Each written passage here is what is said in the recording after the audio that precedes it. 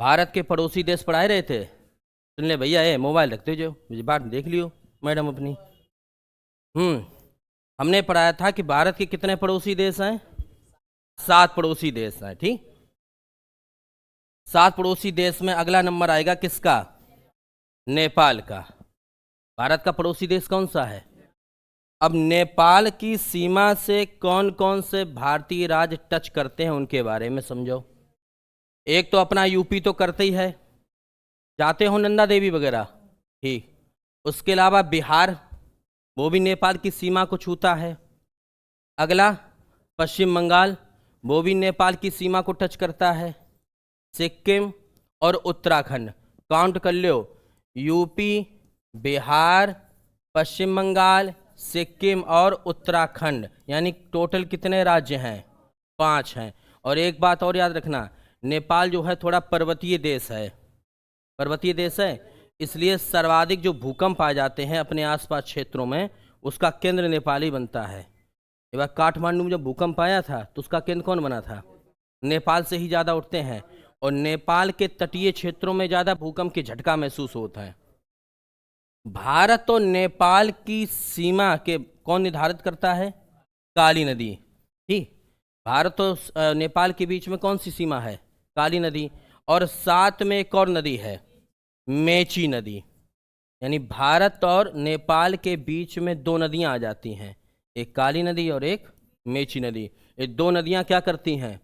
भारत और नेपाल के बीच में सीमा का निर्धारण। अब आगे आओ, भारत और नेपाल के बीच में अभी थोड़े दिन पहले जो पूछो जाते क्वेश्चन, क्योंकि ऐतिहासिक समझौता होते हैं, एक समझौता हुआ था। और इस समझौते में क्या हुआ कि नेपाल भारत को 10,000 मेगावाट बिजली निर्यात करेगा। कहने का मतलब है कि नेपाल जो है भारत को कितने मेगावाट बिजली देगा? 10,000 मेगावाट बिजली का उत्पादन करके देगा। इस वजह से देगा कि नेपाल में इतनी जनसंख्या नहीं है, और साथ में वहाँ इतनी बिजली की खपत नहीं है, तो ऑलरेडी ठंडो बनो रहा था। ठीक, भारत के यूपीआई ने नेपाल के एनपीआई से समझौता किया। अब इसका मतलब क्या हुआ कि भारत में जो भी यूपीआई चलते हैं, ठीक, यूनिफाइड पेमेंट इंटरफेस, जो भी यूपीआई चलते हैं, अब वो नेपाल में भी काम करेंगे। दोनों टाई अप हो चुके हैं। अगला देश कौन सा है भारत का पड़ोसी देश? म्यांमार का पहले नाम क्या था? बर्मा। लोधी बर्मा नहीं, ये बर्मा अलग है ना, स्वर्णकार। इसका नाम पहले बर्मा था। एक एक्ट आया था, अंग्रेज सरकार लेके आई थी, जाको नाम का थो भारत शासन अधिनियम। कब आया था? भारत शासन अधिनियम कब आया? 1935 में आया था, और इसी के तहत भारत और म्यांमार का बंटवारा हो गया। पहले भारत और म्यांमार क्या थे?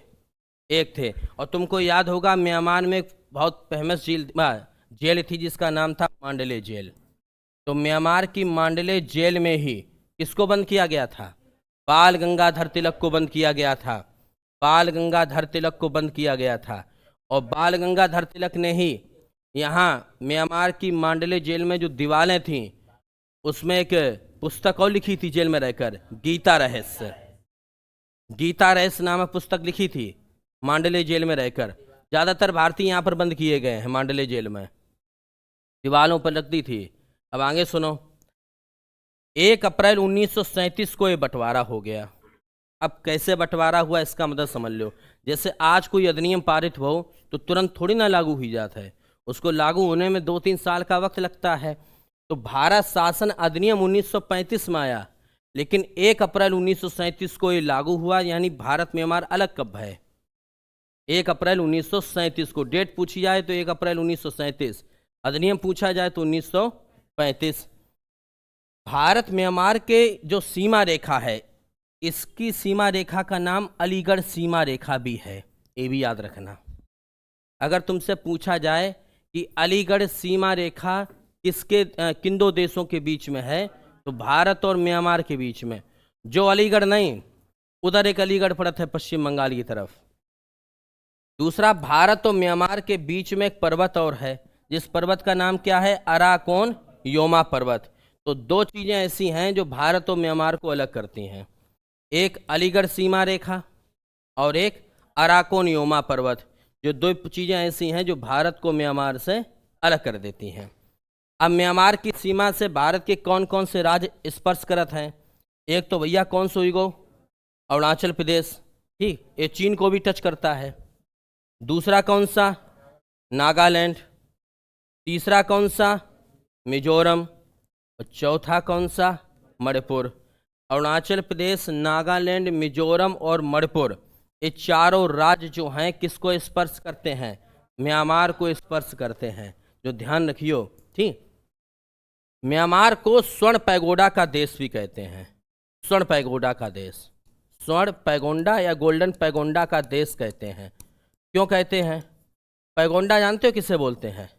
पैगोडा वो होते जो बौद्ध मठ नहीं बने होते हैं ऊपर ऊपर गोल गोल टाइप के, तो वहाँ पर बहुत सुंदर सुंदर बौद्ध मठ बने हैं, बहुत सुंदर, इसीलिए म्यांमार को गोल्डन पैगोडा का देश भी कहा जाता है। बहुत सुंदर देश और है। अब आगे सुनो। हाँ, पहले क्या था कि भारत और म्यांमार का जो बॉर्डर था इस पर मुक्त आवाजाही थी, ठीक। मुक्त आवाजाही का मतलब समझे? कोई चलो जाए आई जाए। अब भारत की सुरक्षा के लिए यहाँ के गृह मंत्री ने क्या किया कि भारत म्यांमार बॉर्डर पर मुक्त आवाजाही व्यवस्था रद्द कर दी। जो फ्री मूवमेंट था, एफएमआर का मतलब हुआ फ्री मूवमेंट, कि जब मन आए तब चले गए, जब मन आए तब लौट आए। हाँ, जैसा अपने नेपाल से है, फ्री मूवमेंट टाइप का है। अब बंद कर दी, यहाँ पर तारबंदी कर दी जाएगी। अब कुछ वीज़ा वगैरह जो भी कुछ अपना सर्टिफिकेट बनाए वो बना के तभी अंदर जाओगे, ठीक। अब आगे सुनना। एक बहुत फेमस समझौता भारत और म्यांमार के बीच में है, इसके बारे में समझ लो। कालादान मल्टी मॉडल परियोजना। कौन सी परियोजना? कालादान मल्टी मॉडल परियोजना जो है एक किस बंदरगाह पर बनी है? सितवे बंदरगाह पर बनी है। कौन सी? सितवे बंदरगाह पर। और सितवे बंदरगाह है कहाँ पर? म्यांमार में, भारत में नहीं है। म्यांमार में एक सितवे बंदरगाह है और इस सितवे बंदरगाह पर एक परियोजना बनाएगी, बहुत इंपॉर्टेंट है, कालादान मल्टी मॉडल परियोजना। अब इस परियोजना का संचालन कौन करेगा या बंदरगाह का संचालन कौन करेगा? भारत करेगा। ये समझौता होते हैं। जैसे ईरान में कौन सा बंदरगाह है? चाबहार बंदरगाह। भारत इस पर कंट्रोल करे है, 20 साल 30 साल तक अपना नियंत्रण करेगा। इसी तरीका श्रीलंका में एक बंदरगाह है हम्बनटोटा बंदरगाह। कौन सा? हम्बनटोटा बंदरगाह। तो भारत इस पर अपना काम करता है। ये लीज पे ले जा 20-20 साल 30-30 साल 50 साल के लिए, ये हैं जो उन्हें लो है 20 साल से कम खा लिए, ये 10 साल में हुई काफे है।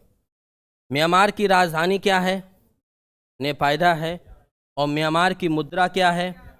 क्यात है। बात पल्ले पड़ गई। अब फिर एक बार रिपीट सुन ले वो सभी लोग, ना भूल जाओ। भारत और म्यांमार का जो बंटवारा हुआ वो 1935 के अधिनियम के तहत हुआ। लेकिन बंटवारा कब हुआ? 1 अप्रैल 1937 को। सीमा रेखा का नाम क्या है? अलीगढ़ सीमा रेखा। और बीच में पर्वत कौन सो है? अराकोनियोमा पर्वत। राज्य लगत हैं 4, अरुणाचल प्रदेश, नागालैंड, मिजोरम और मणिपुर।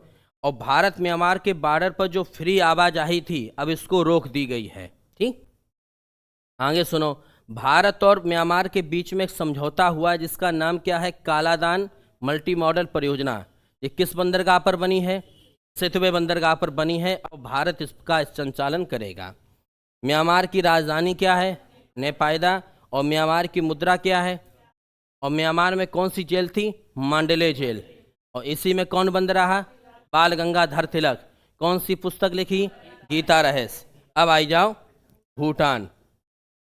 जब प्रधानमंत्री नरेंद्र मोदी पहली बार प्रधानमंत्री बने थे 2014 में, तो पहली विदेशी यात्रा भूटान में की थी। एक क्वेश्चन कई बार परीक्षा में पूछा गया कि प्रधानमंत्री ने पहली विदेशी यात्रा किस देश में की थी, तो भूटान गए थे। भूटान के बारे में समझो। भूटान से कौन कौन से राज्य बिलोंग करते हैं? एक तो पश्चिम बंगाल, ठीक। दूसरा सिक्किम। तीसरा अरुणाचल प्रदेश। और चौथा असम। पश्चिम बंगाल हुई गो, सिक्किम हुई गो, अरुणाचल प्रदेश हो गया और असम हो गया। भूटान की राजधानी क्या है? थिम्पू। और भूटान में जो मुद्रा चलती है उसको बोलते हैं नोगंत्रुम। नोगंत्रुम, हाँ, नगुल्ट्रम कह दो, पता नहीं कहा है अंग्रेजी में। राजधानी हो गई थिम्पू, मुद्रा चलती है नुगल्ट्रम। अब आगे सुनो। मई 2024 में संयुक्त सीमा शुल्क समूह की बैठक कहाँ पर हुई थी? लद्दाख में। आगे सुन लो। भारत और भूटान के बीच में कौन सा समझौता हुआ है? खाद्य सुरक्षा मंजूरी भई है। खाद्य सुरक्षा मंजूरी। भारत हर देश के साथ एक समझौता करता है। जैसे कजाकिस्तान देश है तो यूरेनियम के लिए समझौता कर दो। जो समझौता एक बार हो जाए तो फिर दसियों साल तक चलता जाने कि आज हुई गो कल तोड़ दो, ऐसा नहीं होता है कि। और एक समझौता और हुआ है कि भारत और भूटान के बीच में क्या चलेगी? ट्रेन और चलेगी। ठीक, आगे सुनो। अगला देश है अफगानिस्तान। अब हम तुम्हें एक कंडीशन बताएं। अफगानिस्तान कहा जाता है कि भारत की सीमा अफगानिस्तान को लगती है, लगती थी, अब नहीं लगती है। और कैसे नहीं लगती हम तुम्हें रीजन बताएं। ऊपर वाला नक्शा देखो जरा, ध्यान से देखियो, जहाँ में नहीं नक्शा है। हम दूसरी पीडीएफ निकालने का दिक्कत अपनों घर को। एक मिनट निकाल ले पीडीएफ इतनी। बताएं, बंटवारा को लेके ज़्यादा कलेश है, घर घर में कलेश है। जो देखो, ध्यान से सुनियो। जो इधर है अफगानिस्तान, अब जो हिस्सा जब पीओके में है, जो हिस्सा किसके पास है? पहले हमारे पास था, अब तो हमारे पास है नहीं। अब जो हिस्सा है पीओके, तो जावाली जो सीमा लगती मात्र 80 किलोमीटर। कौन सी? ये बात देख लो ध्यान से। जावाली जो सीमा लगती भारत अफगानिस्तान की सबसे छोटी सीमा रेखा है, जिसको नाम है डूरंड रेखा, 80 किलोमीटर। जब रियल में तो पाकिस्तान के साथ चली गई। रियल में तो यही बात है ना, क्योंकि जो हिस्सा अपने में है ही नहीं। अब भाई कहाँ पर है? आप देख लो, ध्यान से देखो, इस नक्शा को देखो। अगर असली नक्शा देखो तो ध्यान से देखना, खूब ध्यान से, फिर देख लो जो नक्शा हम जूम कर दे रहे हैं। अब यहाँ से देख लो आप, जो का है जम्मू, और जा अफगानिस्तान की सीमा आई, और जा ऐसे करके टच हुई रही है इन पे। जा देखो, जा हुई रही है। जब जो हिस्सा ही किसके कब्जा में है? पाकिस्तान के कब्जा में। तो जा सीमा जो डूरंड रेखा है, ये लगे किससे? पाकिस्तान से। भारत से तो केवल विवादित है। दोनों देश इस नक्शा को अपने में दिखाते हैं, मेरो हिस्सा है, मेरो हिस्सा है। भारत के नक्शा से देखी जाए तो सीमा है, और पाकिस्तान के नक्शा से देखी जाए तो जा डूरंड रेखा है ही नहीं, या तो पाकिस्तान के पास चली गई इस वक्त। हाँ, भारत नक्शा से देखी जा रही है, लेकिन वो हिस्सा हमारे पास रहा नहीं। अब चलो गो। अब पीओके जब मिला तब हुए, पता नहीं कब पीओके छीन पाए हो। दादा मोदी चले जाए। अफगानिस्तान से हमारा केवल एक राज्य लगता है, जिसका नाम क्या है? लद्दाख।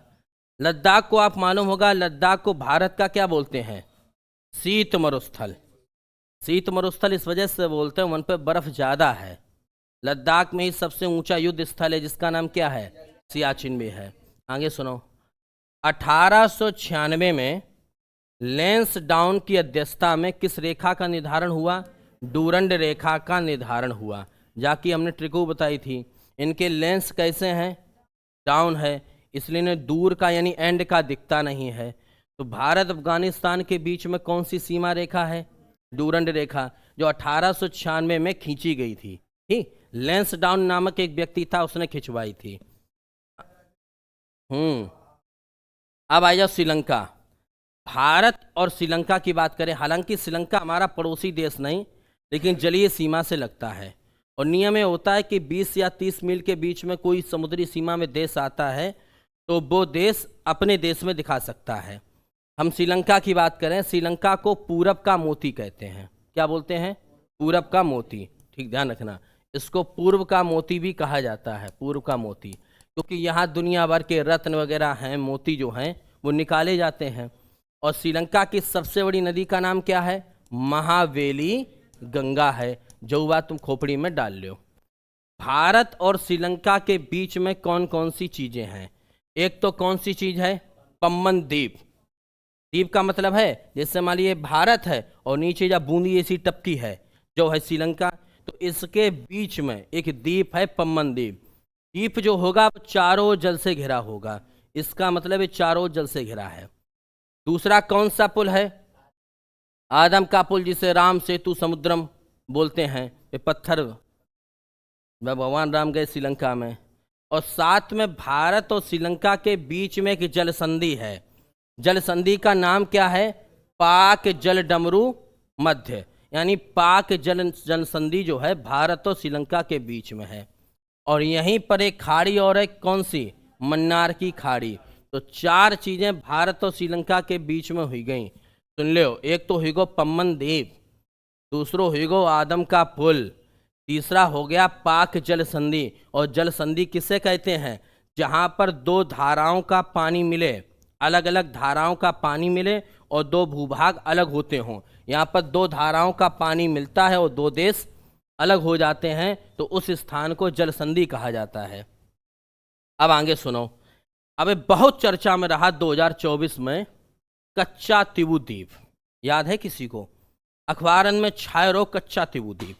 क्या था कच्चा तिबू द्वीप? 1974 की बात है। 1974 में इंदिरा गांधी ने क्या किया? इस द्वीप को श्रीलंका को सौंप दिया। श्रीलंका को दे दो तो, लेकिन एक शर्त पे सौंपा था कि यहाँ भारतीय मछुआरे जो हैं मछली का पालन यानी मछली पकड़ने जा सकते हैं। तो जो कच्चा तिबू द्वीप की चर्चा में मोदी ने करी थी कि देखो 1974 में हमने नहीं सौंपा था, इंदिरा गांधी प्रधानमंत्री थी तो उन्होंने दे दिया था। किसको दे दिया था? श्रीलंका को दे दिया था। एक कच्चा तिबू द्वीप भी भारत और श्रीलंका के बीच में आता है और बहुत विवादित द्वीप है। एक और ध्यान रखना कि हम एक सैन्य अभ्यास करते हैं जिसका नाम क्या है? मित्र शक्ति। और मित्र शक्ति नाम का सैन्य अभ्यास किन दो देशों के बीच में होता है? श्रीलंका। अच्छा, ये सैन्य अभ्यास क्यों करे जाते हैं? सैन्य अभ्यास इस वजह से करत भारत पड़ोसी देशों के साथ कि कल को हमें मान ली तुम्हारी जरूरत पड़े तो हमारी सेना तुम्हारी सेना की बातें नहीं समझ पा रही है, तो मतलब क्या है? वे कहें गोली चलाओ, तुम पता चली क्रिकेट खेलने लगो। मतलब उल्ट, हाँ हम कह कछू रहे हैं और तुम समझ कछू रहे हो। तो संयुक्त सैन्य अभ्यास अलग चीज होती है। एक और होता है भैया संप्रीति नामक सैन्य अभ्यास। इस संप्रीति नामक सैन्य अभ्यास किन दो देशों के बीच में होता है? भारत बांग्लादेश। अगला इम्बैक्स नामक सैन्य अभ्यास। इम्बैक्स नामक सैन्य अभ्यास भारत और म्यांमार के बीच में होता है। और किरण नामक सैन्य अभ्यास भारत और नेपाल के बीच में। तो ध्यान रखियो, श्रीलंका हमारा क्या है? मित्र है। तो मित्र की शक्ति कहाँ देखी जाए? श्रीलंका मित्र ही मान ले, रावण वहीं को तो थो, कौन सा दुश्मन थो। संप्रीति भारत और बांग्लादेश और इम्बैक्स भारत और म्यांमार, ये हर साल होते हैं। और सूर्य किरण भारत और नेपाल। अब आगे सुनो, अगला हमारा जलीय सीमा से लगा हुआ कौन सा देश है? इंडोनेशिया।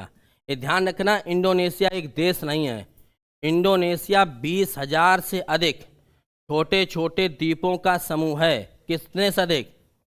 20,000 से अधिक छोटे छोटे द्वीपों का समूह है। काफी द्वीप इसमें आ जाते हैं।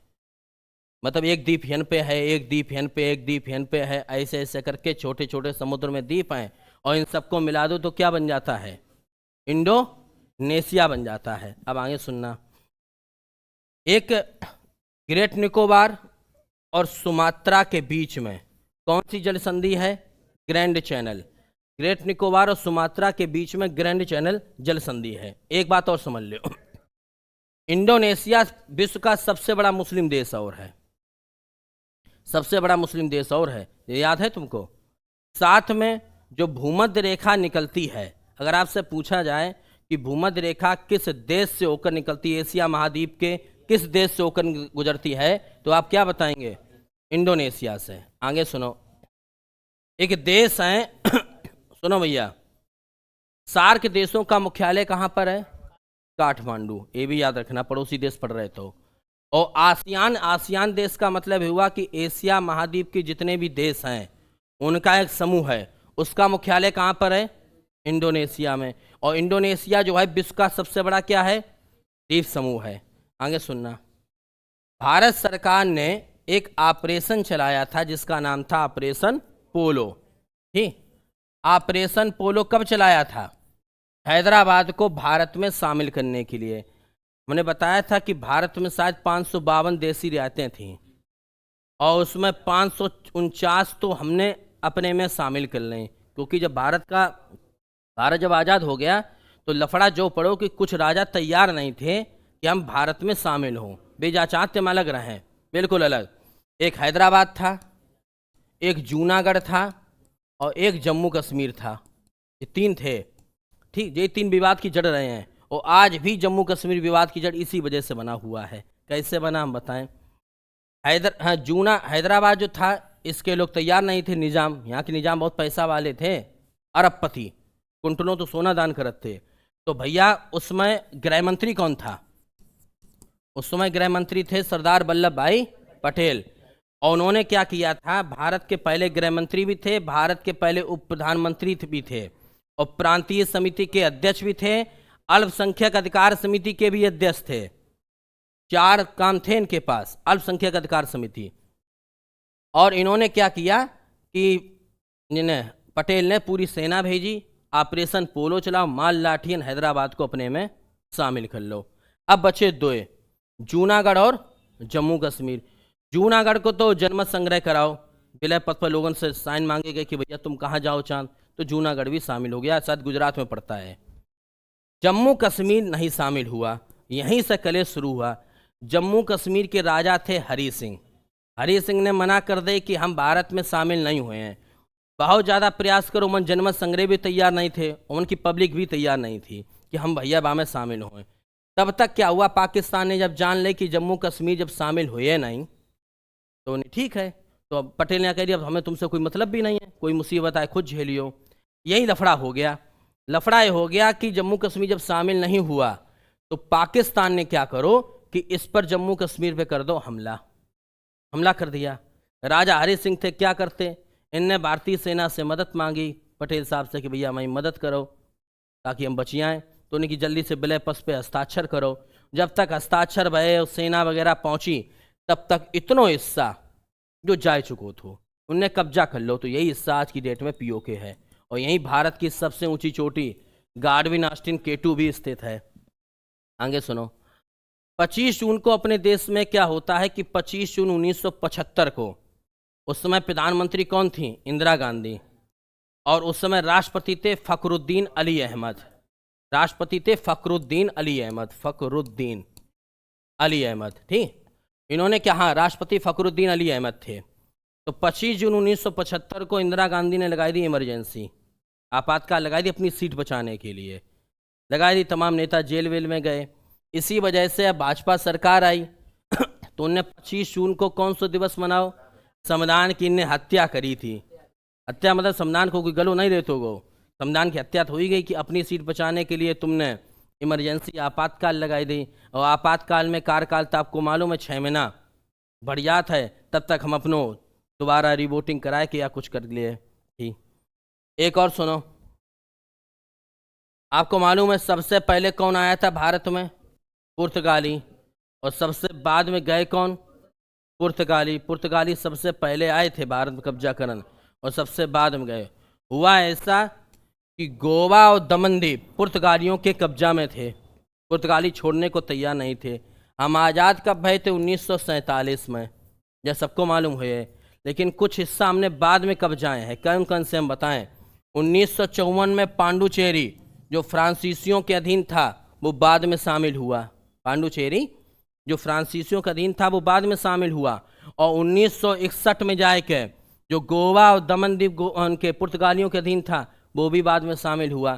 तो भारत सरकार ने कौन सा अभियान चलाओ, ऑपरेशन विजय चलाओ कि जाओ सेना भेजो इनको मार लाठी भगावो।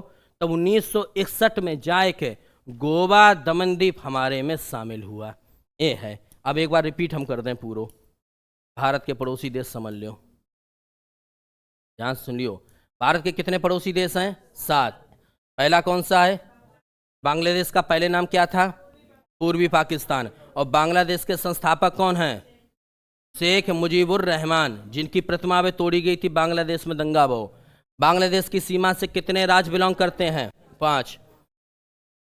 भारत की सबसे लंबी, मोहित बात नहीं, सबसे लंबी सीमा रेखा किसके साथ है, इस लाइन का नाम क्या है, 0 लाइन। और मैत्री पाइपलाइन परियोजना भारत और बांग्लादेश के बीच में। तीस्ता नदी जल विवाद भारत और बांग्लादेश के बीच में। 16 मई 1974 को इंदिरा गांधी और शेख मुजीबुर रहमान जो बांग्लादेश के संस्थापक थे, जिन्होंने पाकिस्तान से विद्रोह करके अपना बांग्लादेश बनाया, के बीच में भूमि समझौता हुआ था। भूमि समझौता का मतलब ये था कि कुछ गांव बदले में लेने थे और कुछ गांव देने थे। तो ये संविधान का कौन सा संशोधन था? 100वां संशोधन था। और कब हुआ था? 2015 में। ठीक, इसमें हमने भूमि का आदान प्रदान किया। एक नदी कौन सी है? फेनी नदी। फेनी नदी विवाद किन दो देशों के बीच में है? भारत और बांग्लादेश। एक कौन सा द्वीप है? गंगा सागर द्वीप। किन दो देशों के बीच में विवादित है? भारत और